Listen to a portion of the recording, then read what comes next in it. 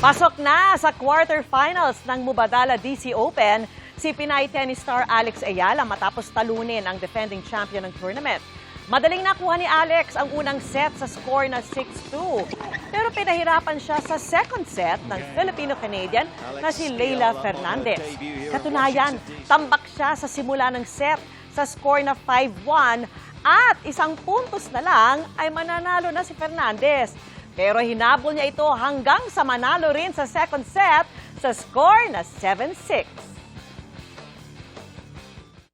Well, I think I had definitely some tough moments in that match, and credits to Leylah. I think I'm super proud of how I fought. I think patience was key there, and just trying to work it out, and have a strong mentality in terms of trying to find solutions.